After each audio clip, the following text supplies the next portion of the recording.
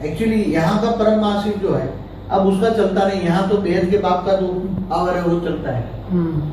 इस यूनिवर्स में बेहद का परम महाशिव का पावर नहीं चलता, वो भी एक साधारण आत्मा बन गई। क्या समझ में आया? जैसे इस ब्रह्मांड का शिव जीव बन गया ना, इस ब्रह्मांड का, ऐसी तरह हमारी 16 से हमारी जो महाशिव की कैटेगरी की आत्मा थी ना, गैलेक्सी का मालिक, वो भी साधारण बन गया आत्मा। ऐसी तरह यूनिवर्स का जो परम महाशिव वो भी साधारण बन गया। यहाँ तो सब हमारा कंट्रोलिंग चलता है, और उसकी ओरिजिनल आत्मा कौन सी, और यहाँ बीच में डिस्टर्ब करना ज्ञान के आधार से जज कर पाए, समझ नहीं? तो ये जो ज्ञान है, ये ज्ञान कितनी स्पीड से आत्मा समझती है, क्या समझ में आया?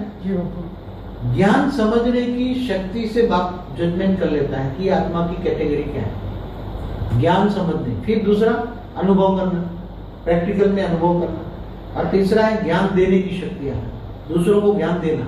अगर ज्ञान लेके भी ज्ञान दे नहीं सकता तो वो कमजोर पड़ जाती है, कमजोर हो जाती है ज्ञान देने वाला, क्योंकि अपनी रचना को तो वही देगा ना। आगे चलकर क्या बाप हर वक्त ज्ञान देगा तुम्हें? नहीं, आगे चलकर नहीं होगा। बाप तो गुप्त हो जाएगा, बाप गुप्त हो जाएगा, बच्चे आगे हो जाएंगे, और उसमें जो नवरत्न पहले वाले 3 और नवरत्न 12 आगे रहेंगे। मेन जिम्मेदारी 3 पर होगी, मेन 3 जिम्मेदारी उठाएंगे, फिर वो नवरत्न फॉलो करेंगे, 3 को फॉलो, नवरत्न फॉलो करेंगे, और वो 12 ज्ञान की जिम्मेदारी लेंगे। क्या ज्ञान की जिम्मेदारी इन 12 पर होगी। वो फिर सारी जैसे स्थूल व्यवस्था है, आश्रम की स्थूल व्यवस्था करना, ये 27 उठाएंगे, 81 उठाएंगे। स्थूल चीजों का देखभाल करना, ये करना, वो 81 उठाएंगे। फिर आगे चलकर 16,000 वाले जो हैं वो पूरे, उनको जो डायरेक्शन, ये सब 81 जो है डायरेक्टर है, 27 और 81 वो डायरेक्टर है, डायरेक्शन देंगे 16,000। ऊपर वाले भी 12 को कोई कभी डायरेक्शन ब्रह्मा से मिलता है तो डायरेक्शन जाएगा, वो केवल संकल्पों से डायरेक्शन देते, बाकी कुछ करते नहीं।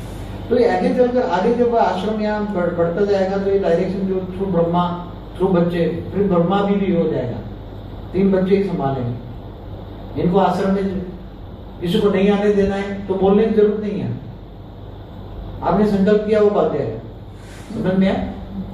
ऐसा ही होता है। अनंत जिस पर संकल्प डाल देता है वो भाग ही जाता है, उसको पता नहीं है ना, वो भाग जाता है। मैंने देखा, नहीं डालो जिस पे संकल्प डालता है वो भाग जाता है, उसको बोलने की जरूरत नहीं। तो ऐसे अभी ज्ञान देखो, ज्ञान कौन लेगा? ज्ञान का वर्षा कौन? 3 में भी ज्ञान का वर्षा की जिम्मेदारी कौन है? जब विष्णु समान होगी, ज्ञान दे पाएगा। विष्णु को ज्ञान का सागर कहते हैं ना, ज्ञान सागर पे बैठा हुआ है।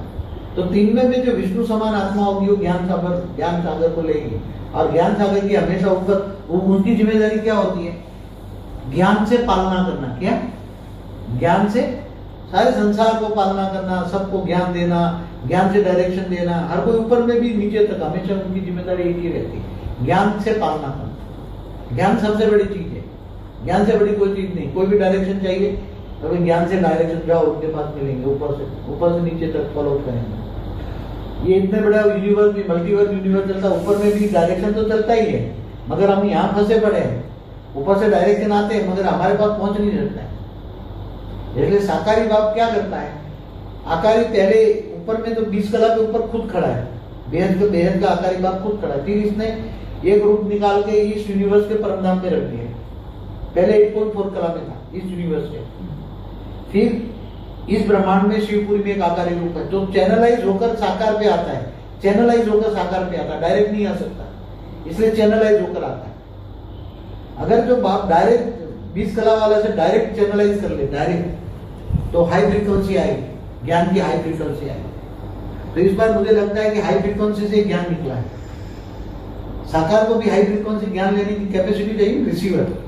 रिसीवर कैसे मजबूत होगा? कितना मजबूत होगा? जब वो निसंकल्प बनेगा। अगर उसके मन के अंदर संकल्प चलते हैं, किसी का टेंशन है, तो वो कुछ ज्ञान नहीं इमर्ज कर पाएगा। डायरेक्ट लेना है, डायरेक्ट आगे चलकर चलेगा। इसलिए आगे चलकर अभी तो ज्ञान आपको बायोडेटा दिया है, क्या कहते हैं, आउटलाइन। रोड नहीं दिखाया, रोड है, ये सब रोड है।